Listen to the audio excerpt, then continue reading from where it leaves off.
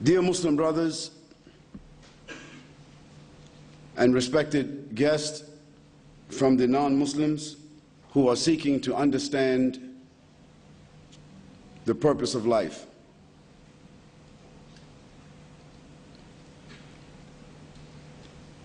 My speech to you concerning the purpose of life, as I always mention, is simply a means of communication. However, it's a very powerful, critical, vital subject. And before I enter the main point of the topic, let me first ask you a question that may stimulate your minds.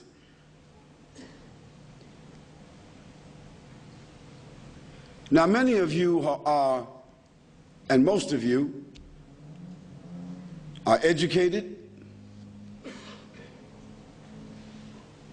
well endowed, leaders in your own fields, fathers, mothers, professionals, sophisticated human beings.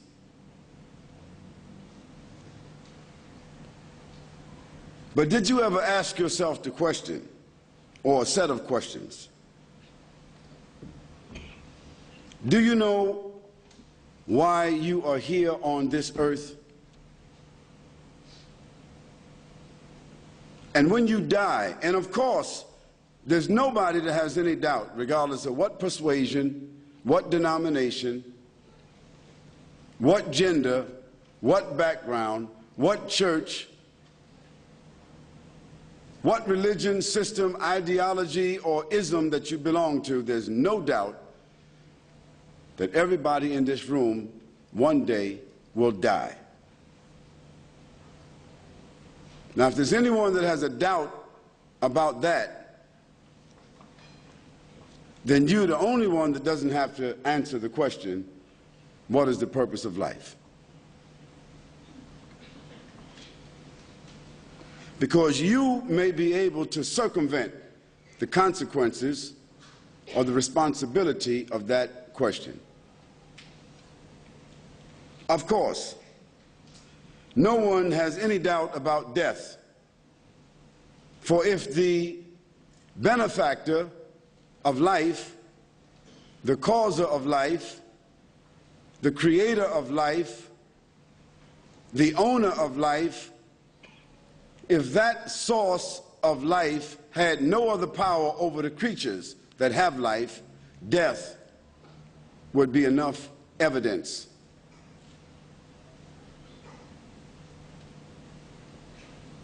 Where is your destination? I don't mean where are you leaving from here, but where is your destination? You don't know where you came from. You say you were born. I mean, before that. Where is your destination? Think about this question and ponder it seriously as we continue this presentation.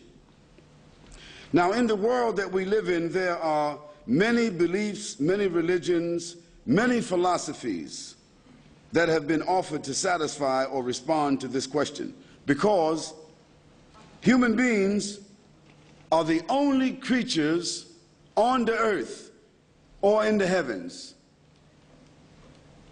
And of course, we're speaking about based on scientific fact. We're not talking about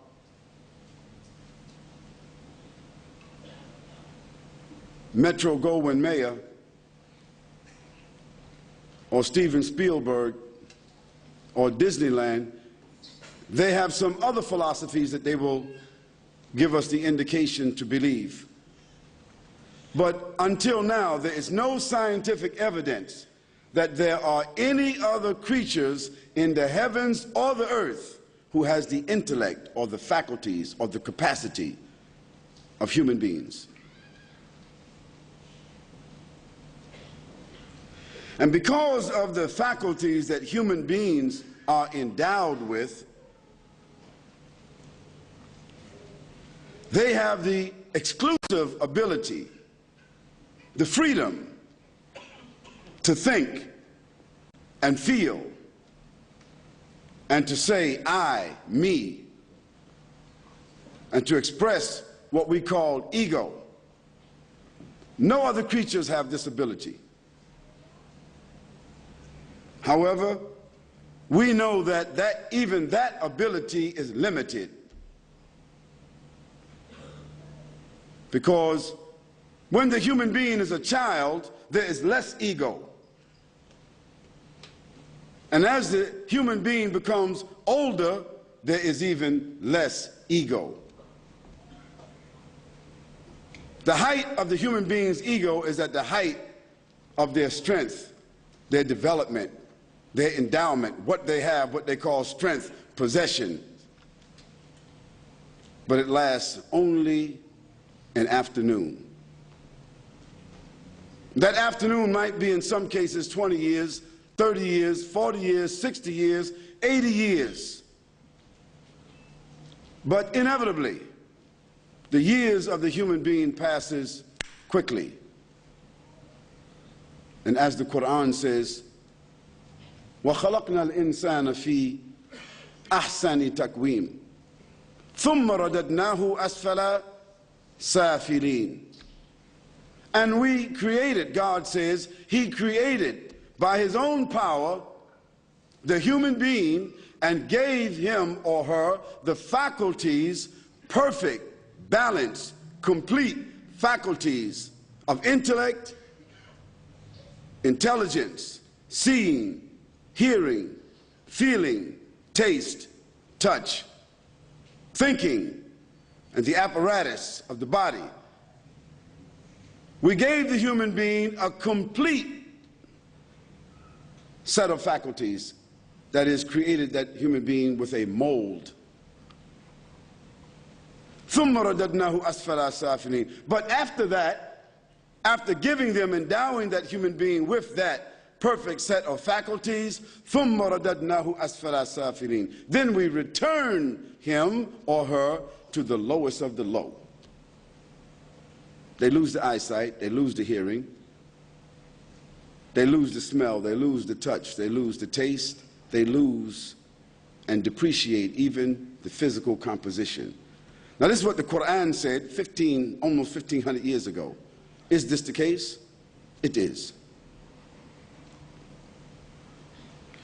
It is only human beings that have the ability to think, feel, imagine, and explore, to propose, and to determine. These human beings have, over their period of recorded history, developed and put forward many different concepts and answers, and many writers, poets, sages, philosophers, prophets, and messengers, peace be upon all of those prophets and messengers, have come to tell us, you and I, what is the purpose of life.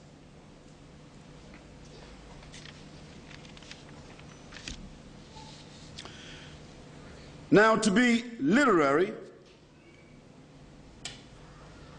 we need to define life as it applies to the universe. And we don't mean to define life universally, because we cannot. It's too wide of a subject. It's too far, and we haven't explored that much.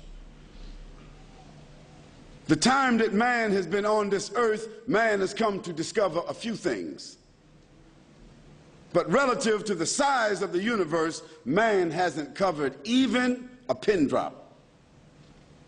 But man has discovered a few things about himself, his environment, and the world. So let us define life as it applies to the human being, his society, and his environment. And then let us consider the purpose of our existence in this respect. Generally, we find in the dictionaries the following definition of human life. 1, the phenomena of existence. The phenomena. This means something which is unsolved, unknown, profound, and scientific facts yet have to be able to explain it. Phenomena. Another word for phenomena is called miracle. The phenomena of existence as it applies to 1, biological development, 2, social dynamics, 3, psychological and mental processes, 4, the interdependence and interaction with the external environment, and finally, the complete synchronization of the many micro and macro systems that support human existence and the universe as we know it. Isn't that a profound definition? Next, let us define the word purpose, because we said life. Now let's define purpose. Purpose means objective, aim, significance, meaning, target, mission, reality. That's purpose. With these general definitions, let us surf the web. Let us approach our topic, the purpose of life. Now, in our discussion, the purpose of life, let's keep it all in context. What do we want to do? We want to know that as human beings, what is our objective in respect to why are we here and where are we going? And who is our benefactor? Who or what is our common benefactor that is responsible for us being here? Because when we define that, then we know who we are accountable to. It's very simple. Those of you who work on a job and you're not the boss, you understand the issue of subordination. And those of you who work on jobs and you are the bosses, you also understand accountability, and you exercise it.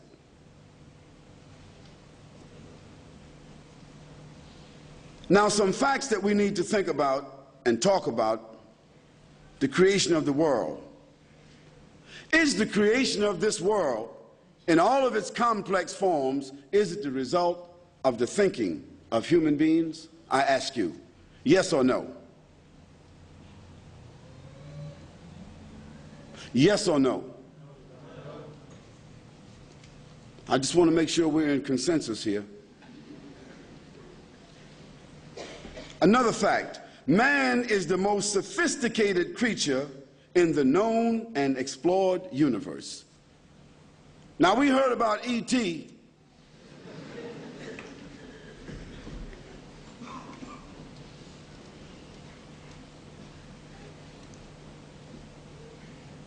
But there's no evidence, no scientific evidence, with all the theories and sightings of extraterrestrial beings and sophisticated civilizations outside of this universe that Star Trek has come in contact with. It hasn't been documented. Until now, man is the most sophisticated creature in the known and explored universe. Therefore, if he's the most sophisticated, just like the boss on the job, he is the most what? Responsible. That there are inherent laws, both physical and metaphysical, that govern the universe and also govern man. And to make sure that we're not getting too abstract, law is as simple as what you witness if you go to the top of a building, male or female, rich or poor, of any color. You go to the top of a building and lean over, you are witnessing the phenomena of law. It comes in the form of fear and apprehension, but it's the law of falling, because you will not be able to deny gravity. And if you cannot deny gravity, you also know that falling from a distance will cause you some harm, trauma. That's a law that's inherent. Another simple law is that if you are a functional human being and you eat and drink, you will also from time to time have to use the toilet. All human beings, no matter who they are, how smart they are, keep this in mind. No matter how arrogant they are, what kind of clothes they wear, what kind of talk they talk, what kind of weapons they have, they're all just human beings. When you know that, you can still deal with them and keep everything in context, because some of them would lead you to think that they're different. Everyone and everything in this life will inevitably be subjected to erosion, depreciation, annihilation, and death. Everything.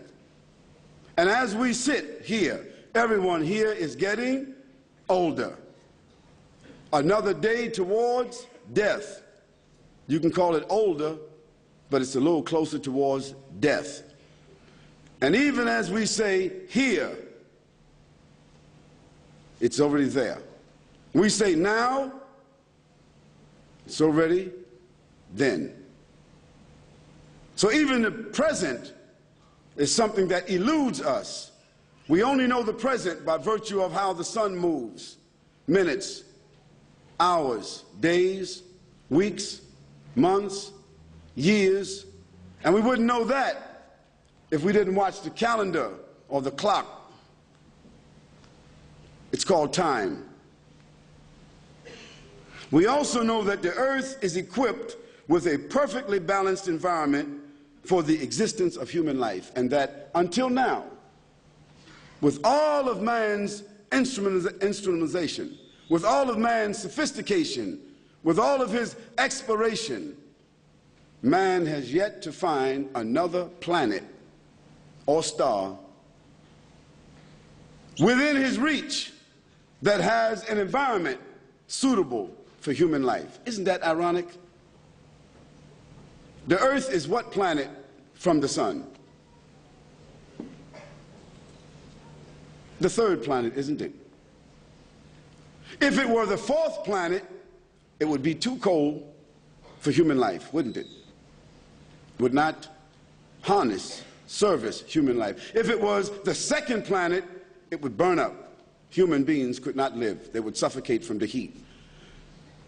But the Earth's atmosphere is maintained and balanced perfectly from where it is. If it was just 5 miles closer to the sun or 5 miles away from the sun, it would fall out of its orbit and we would all die or disintegrate. Who keeps the Earth in that perfect balance and orbit? And who put that Earth there? And who put the ecosystem around the Earth so that everything on the Earth would complement it and also serve human beings? Who did that? The intelligence of human beings is specially designed and endowed for administration, accountability, organization, development of technology and industry. So it's no accident that human beings build things, that human beings are able to figure out things from the time that they rubbed sticks together and was able to build a fire, from the time they were able to find out they could float on the water or fly in the air or produce their basic needs such as growing things. From the beginning, man learned that he had the intellect to implement, improvise, create, design. But one of the unique things that man should always keep in mind, whatever he's able to invent, design, engineer, improvise, create, it's always from something, isn't it? Always from something. Can man create anything, design anything, maintain anything, engineer anything from nothing, with no materials? No, he cannot. Throughout the recorded history of humanity, there have been outstanding personalities for the last at least 5,000 years. That is, 2,000 years since Jesus Christ and 3,000 years before Jesus Christ, the Son of Mary. For 5,000 recorded years, there have been human beings came calling themselves prophets, messengers. Most of you, and most of all human beings, whether from China or from Africa or from Europe or from Asia or from America, North or South America or anywhere in the world, they know the names of these human beings because they were outstanding human beings, extraordinary human beings. At their time, because of their behavior and their impact upon society, men like Noah, Abraham, Moses, men like Solomon, David, Jacob, Isaac, Zechariah,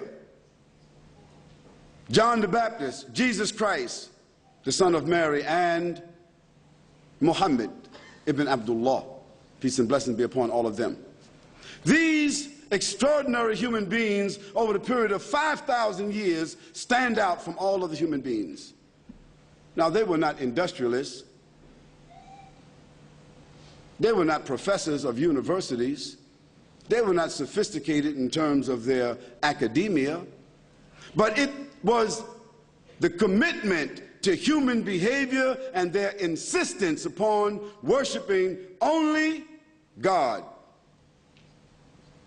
Their common message was this whole phenomena, man in his environment, man and his challenge and his drama, man, the life that's given to him, man and his responsibility, man is the beneficiary of whom? God. All those prophets said that. Now, it doesn't matter which one of those prophets that you prefer above the other. Doesn't matter. They all said the same thing. They came at different times, different places, to different people, but they all said the same thing. Man, think about your life and what gift has been given to you. It is God that gave it to you, and you are responsible to acknowledge the one that gave you this gift. This is what these prophets and messengers said. Recognize, conform, and worship God, Almighty God, without any partners, diversities, associates, without any idols, without any pagan practices. For God wants you to recognize Him, worship Him, and conform and obey directly. Directly.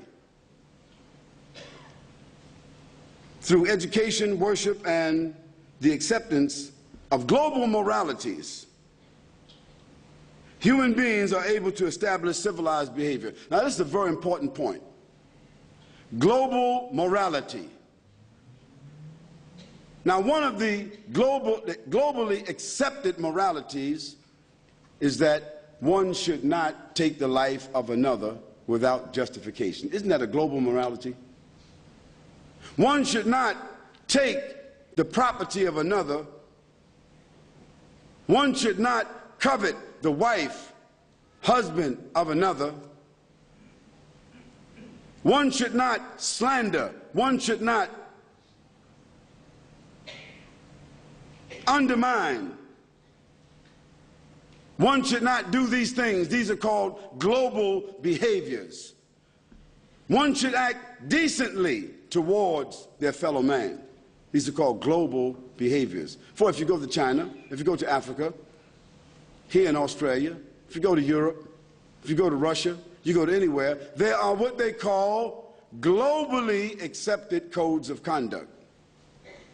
No matter what religion they are, or no religion at all, they still observe these globally established codes of conduct. We call them good and bad. Because if that were not the case, there would be no way to establish what is good, and there would be no way to establish what is bad. And people who thought whatever they thought was good would have their people, and the people who thought whatever was good on another side would have their people, and there would be wars just based upon the perception of good. Wars are not based upon the perception of good. Wars are based upon the perception of personal interest. But good and bad is well established. Male and female used to be clear.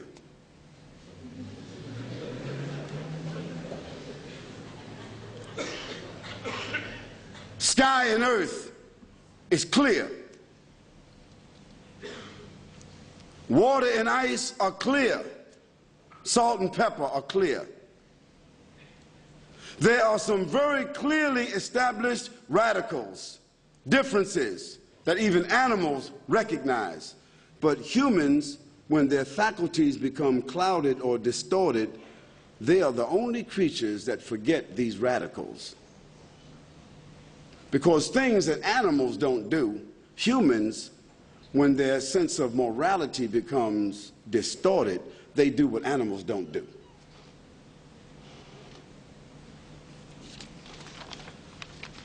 I want you to consider the complex organization of this universe and think to yourself, could man or a group of men had anything to do with it? I think you answered before, absolutely not. I want you to consider the phenomenal diversity of the Earth's systems and its environment. Think for a moment. Think about the mountains, some which have never been climbed. Think about the oceans that man has been able to build machines to cover, deserts that man has been able to build machines to cover, but still they exist. Think about the ecosystem, the atmosphere, the stratosphere, the ionosphere. Think about the atmosphere of just our universe, which is a small universe within the Milky Way. And the Milky Way is a very small galaxy in the Andromeda. And the Andromeda is only one of millions or billions clusters. Think about that.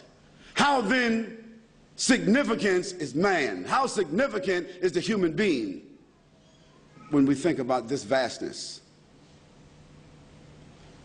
Think about the recently discovered characteristics of the microsystems existing within substance itself. That is, it has been discovered recently that the atom is not the smallest part of substance. Now there are what? Microatoms, isn't it? There's something now called the quarks.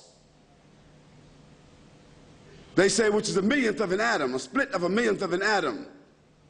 And now we have discovered that every part of creation that has been discovered is inside of a drop of water. Well, the Quran already said that to us 1,500 years ago, that we created everything and every single thing from water.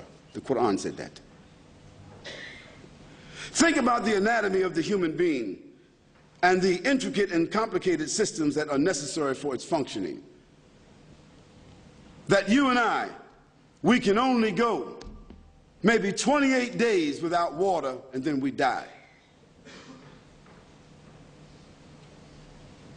That you and I, if we are put in a room and we are fed and giving water and everything of support, but no one to talk to, we will go crazy and we will die. Because we're social beings. And without somebody to communicate with, we will go crazy and die from depression. Think about the anatomy of the human body and its complicated systems that are necessary for its functioning. Think about the kidneys. Think about the brain. Think about the tongue. How is it that a person catches a stroke, and when they catch a stroke, they lose the ability to taste? How much would they pay? How much would they pay just to be able to taste an apple?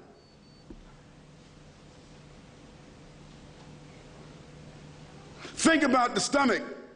And when a person catches cancer of some sort and is unable to digest their food and has a bag outside of their body, what would they pay to have that repaired? Think about the lungs. Think about the skin, how it functions, how it breathes, how it intakes. Think about the fingers. Think about the 360 joints of the body, how they function. Just think about all the different functions and phenomena of the human body that man is still discovering, and if he has to investigate, research, and discover, certainly he did not create himself. Isn't it clear? Think about the discoveries of forensic science, genetic research, laser technology, quantum physics, atomic and nuclear energy, fiber optics, global telecommunications, and medical research, and still man lives like an animal. Man has not come up with a formula to be able to deal harmoniously with other human beings and to resolve differences without slaughtering the rest of his human beings. Man still hasn't come up with that ability.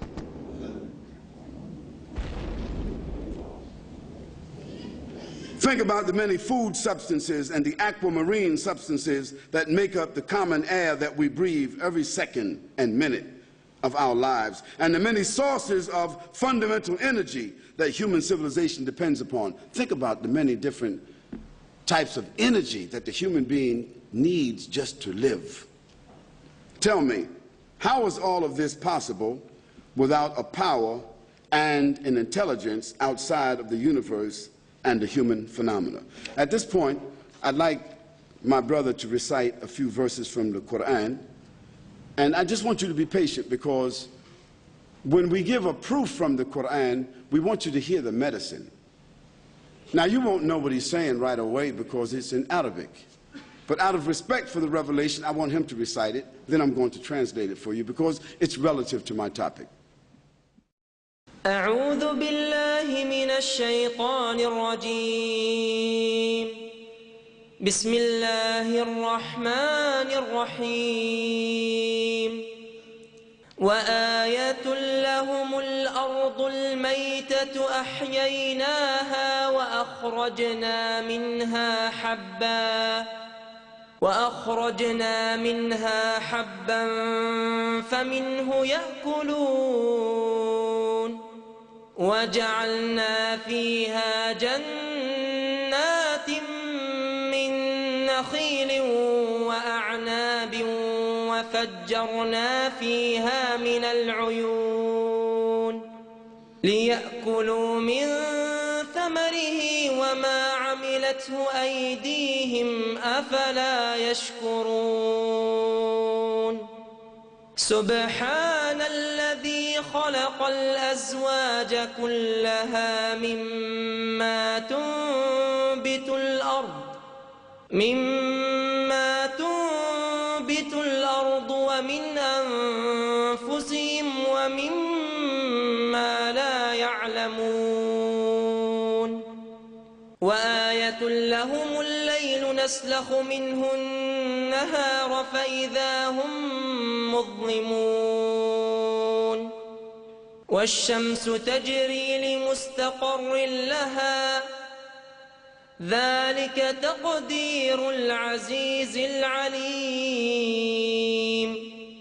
والقمر قدرناه منازل حتى عاد كالعرجون القديم لا الشمس ينبغي لها أن تدرك القمر ولا الليل سابق النهار وكل في فلك يسبحون. I want to remind you or tell you that this revelation, the Quran, was revealed 1424 years ago to an illiterate. That means a man who had no schooling, a man born in the desert,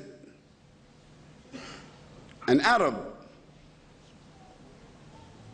chosen by Almighty God to receive a revelation, a man like Jesus, a man like John the Baptist, a man like Zechariah, a man like Isaac, a man like Ismail, a man like Moses, a man like Abraham, a man like Noah, a man like Adam, alayhi salam, peace and blessing be upon him, a man, a messenger, and a prophet.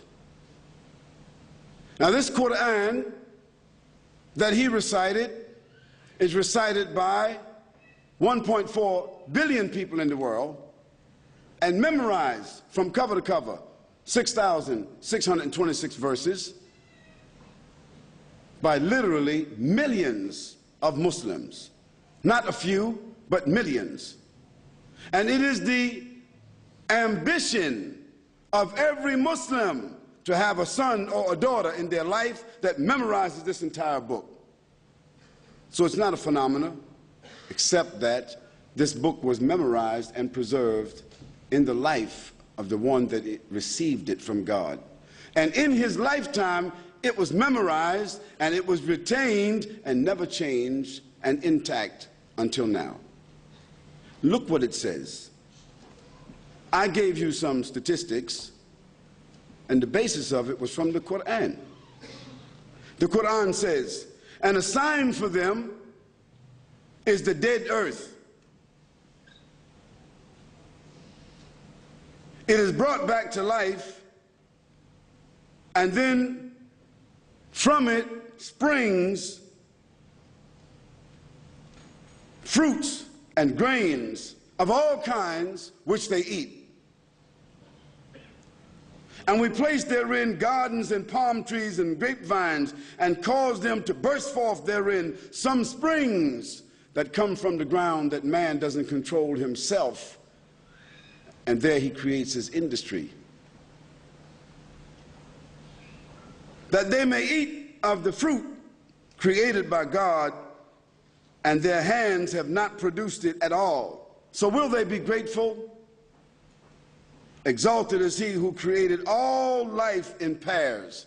So the Quran establishes that everything in life has been created in pairs, whether plants, whether animals, whether insects, whether fish or bacteria. Has science ratified that everything in life has been created in pairs? Yes, the Quran said that 1,424 years ago. And of course the Prophet Muhammad, peace and blessing be upon him, he wasn't a botanist, he wasn't a geologist,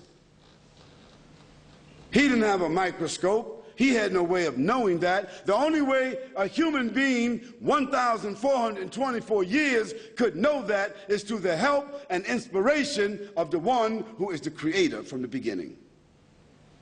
Because that fact that everything has been created in pairs was only discovered 78 years ago, scientifically. Exalted is he, Almighty God, who created all things in pairs, from what the earth grows, and from themselves, the human beings, and from that which they do not know. That means, here the Quran is establishing that there are some creatures, maybe micro creatures, that are also created in pairs that the human being doesn't know about. And a sign for them is the night that we extract from the light of the day. Now this is the phenomena itself that we have now discovered from going outer space.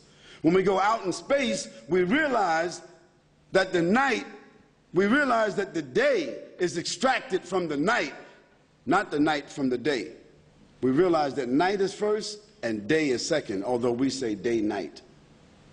We realize now that time is really inverted, but you have to go out in space to be able to see it. That's why in Australia, we are sitting here at 9:30 in the evening, isn't it? In London, it is now 10:30 in the morning. But yesterday, And in America, it's 5:30 in the morning yesterday. But we just discovered that dimension of time recently, didn't we? We didn't know that before. But the Quran establishes that, because listen to this. And the sun runs its own course towards its stopping point, and that is the determination of the exalted in might, the knowing. And the moon we have determined for it phases until it returns, appearing like a date stalk. Now think about it. Here the Quran has established that the sun runs its course along with its other bodies which carries it. What bodies does the sun carry with it? It's 9 planets, is that correct? Based upon the movement of the sun and the planets around it, we establish what? Time, isn't it? And based upon the movement of the moon around the earth, we establish what? Another set of time. Now, how did the Quran establish this 1,424 years ago, while the Prophet Muhammad, peace and blessing be upon him, he didn't have any telescope? He didn't know that. He could only have known that through the aid and the assistance of revelation or inspiration from the one who created. The Quran says it is not allowed, listen to this, لا الشمس ينبغي لها أن تدرك القمر ولا الليل سابق النهار وفي فلك يسبحون وكل في فلك يسبحون. It is not allowed for the sun to reach the moon, that is to outstrip it, nor is it allowed for the night to overtake the day, but each one of them swims along in its own law and orbit. When was that established? How long was it that Copernicus gave us a theory that man was in the center of the universe? Did you remember that? That man was the center of the universe. We know now that man is not the center of the universe at all. But 1,424 years ago, the Quran established that the sun cannot outstrip the moon and the night cannot outstrip the day, but each one of them are engaged in a predetermined law and orbit. This is the Quran. Dear brothers and sisters, all of this is to establish in your minds, all of this dialogue, all of this evidence, all of this proof is to clearly establish in everybody's mind here that you and I, nor all of us together, nor all the human beings in other places throughout the earth, none of us individually, endowed or unendowed, intelligent or unintelligent, educated or otherwise, rich or poor, black or white, male or female, none of us are benefactors. Who's the benefactor? Who's the benefactor? God, the Almighty, the Creator, your Lord, my Lord. This was established by those prophets and messengers, those extraordinary human beings that I spoke about a few moments ago. That was already established.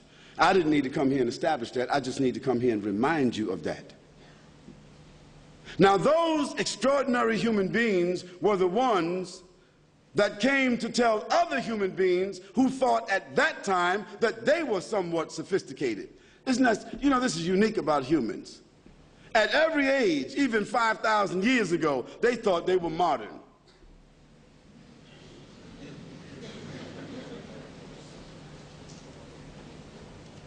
At every age, human beings, no matter what stage of development they are at, they think that they are modern and more sophisticated than others. This is the nature of human beings.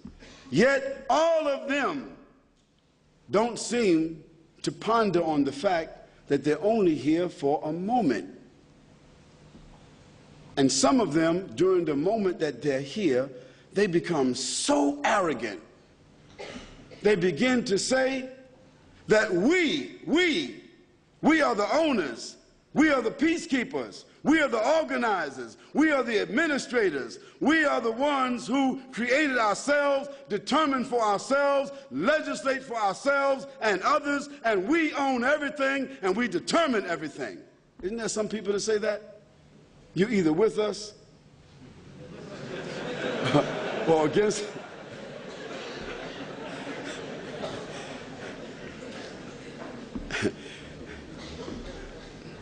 And don't give man a few tools that he can use, a few things that he can throw, or some missiles that he can shoot. He really becomes arrogant then. Well, you know, when Moses, when he went to Pharaoh, Abraham, when he went to Pharaoh, peace and blessing be upon him. When Abraham went to Pharaoh and talked to Pharaoh, Pharaoh told Abraham, "Why should I worship your God? Why? I have command over life and death. Anybody I want to die will die. Anybody I want to live will live." What did Abraham say to Pharaoh? What did he say to him? If you really got some power, the one that you killed, bring him back to life. The one you killed, bring him back to life if you got power. And if you got some power, when the sun sets in the west, you cause it to rise and make it set in the east. Was Pharaoh able to do that? He wasn't able to do that then, and the pharaohs today can't do it today.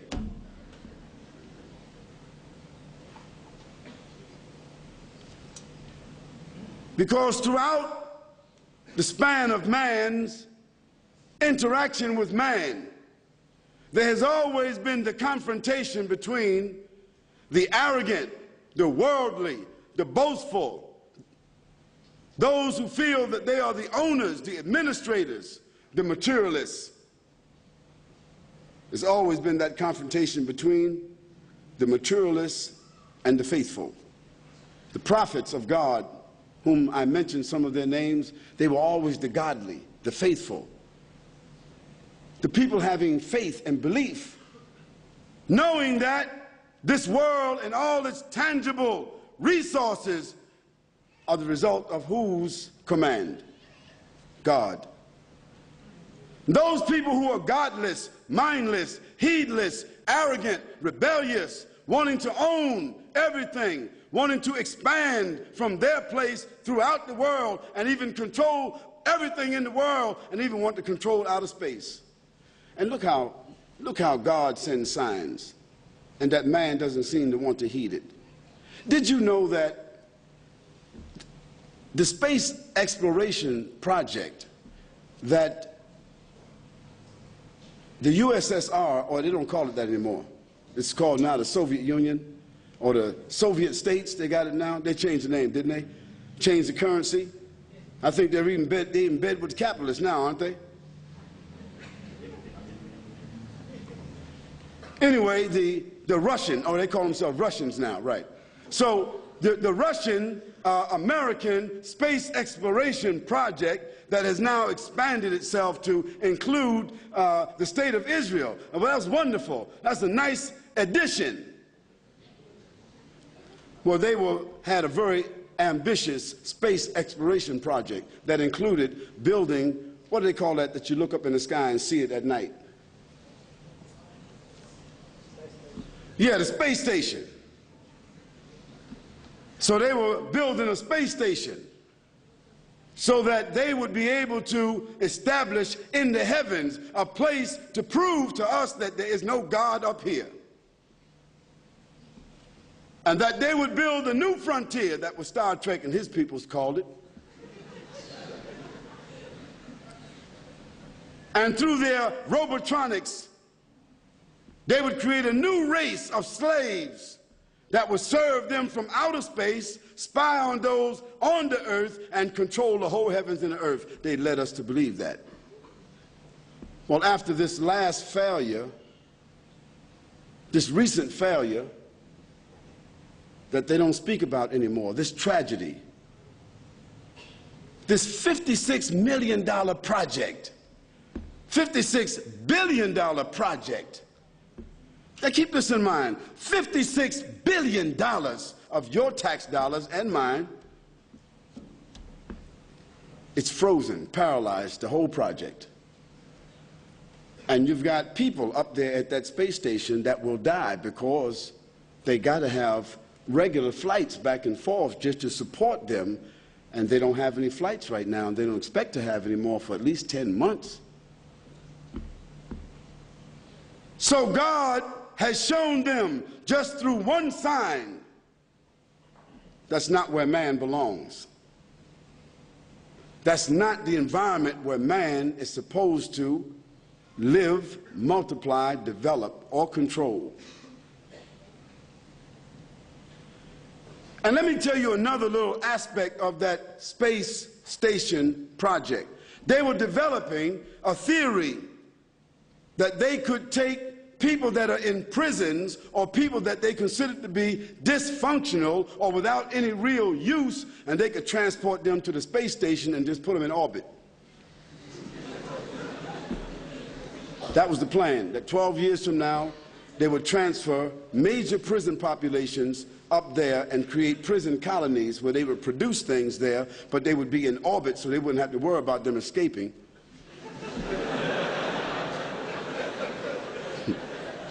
Man is something, isn't it?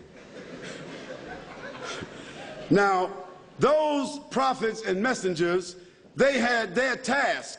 And what was their task? Their task was coming to these kinds of people then and also now. The godly people today have the same task to come to those people now and say to them that, don't you know that God is the benefactor of the heavens and the earth and everything that is in it? Don't you know that? Now, how do we know that there's a God? And how do we know that there's a creator that whom should be worshiped? Well, let me give you a proverb. An Arab man came to the Prophet, sallallahu alaihi wasallam, peace and blessing be upon him, and asked him a similar question. An Arab, a Bedouin, because these were simple people, he came to the Prophet, sallallahu alaihi wasallam, with a question. How do we know that there's a God? Or how do we know that there's a creator whom should be worshipped? Let me tell you what the prophet, that illiterate prophet, that unlettered prophet, that simple man, that messenger and prophet of God, let me tell you what he said. He said, the presence of dung is the evidence that a camel was here. The presence of dung is the evidence that a camel was here. The footprints in the sand is the evidence that a person was here. And the evidence of the earth and all the planets are proof that the same one or some great power has placed them where they are. That's what the prophet said. His proof was good enough for that Arab, and it's good enough for me.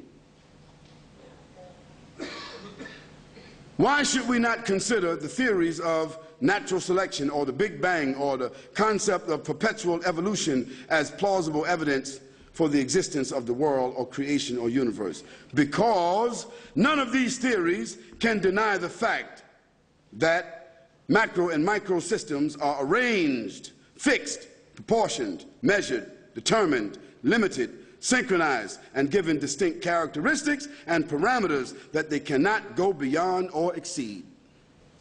Secondly, the fact that they have such predictable and recognizable characteristics allow for man to study, reflect, perform research that enables him, that is man, to reach scientific conclusions and apply certain technological instruments that provide benefit or substantiation to the evolution of his social environment. That's the facts. That's why that these concepts of evolution, natural selection, or predetermined evolution are not plausible. The other consideration is that whatever position that you want to arrive at, you or I, concerning a divine creator, an almighty God, one thing is for certain. We cannot deny that all of us exist. Do we exist? if you agree with me that we all exist, that we're all here. I mean, I think everybody believes that we're all here. We're all here. And we are subsisting and being sustained through a unique balance of environmental phenomena that we are not the authors of, then someone, some great power, has to be, must be the author and responsible for all of this. Now, those prophets and messengers, all of them, profound men,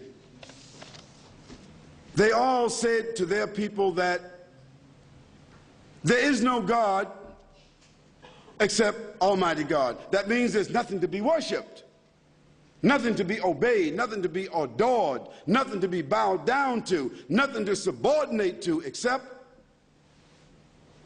the Almighty. That's what they said. And they said that Lord and Creator not only has designed the heavens and the earth, not only has put laws in the earth, but has also created a legislation, a morality, and a system for the human beings to live. Because would you think that as a parent that you work as hard as you do, pursue your own education and your own career, and build a house or buy a house and have a family, and then you have children, and you don't create an environment, or you don't set down any ethics or any code of behavior for your children, don't you? I mean, even though some children think that it should be otherwise, I think most people, most parents feel that they have a right to establish law, principle, ethics, and behavior inside their home. Don't you?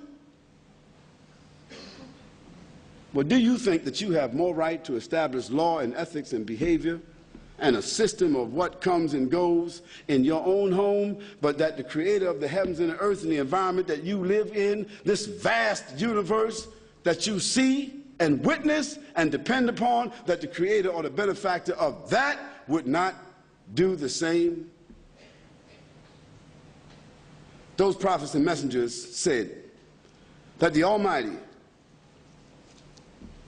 has given to man a system to submit, to surrender, a system by which to recognize God, a system by which to conform to God, a system by which to worship God, and we call that system religion, but that's not a comprehensive word. When we say religion, we think that's something we do on Sunday or Friday or Saturday or sometimes. When we say religion, we think that's something that we do only for God when we get afraid or we get broke or when we get drunk the next day. Oh my God. See, when you say religion, it has a limited preconditioning type of word. But when you say system, now everybody can relate to systems now. If it's only financial system, you can relate to that. System means comprehensive. System means an apparatus, something that functions, that everybody depends upon, something that needs to be maintained, something that is set, something that has a criteria, something that is predictable, something that everybody can look at and function and be a part of. That's a system. Well, all the systems that man, with his mind, has made, don't you think that the Creator would have a system better than that? Man has made a camera. Look at the eye. Man has made a computer. Look at the brain. Man has made nuclear plants. Look at the heart. Man has created apparatuses to do different chemical analyses. Look at the kidneys. Man has created all kinds of instruments to remember, to detect, to do forensics. Look how the human body functions. And so, does man think that he can keep records on other men and on the world and maintain historical records? Does man think that he can do all of that, but the one that created him can't keep tracks on him? Does man think that he can be accountable, or that others are accountable to him, that he can govern you men? government, that he can govern you men, that he can create government, but that the Creator who has made the heavens and the earth does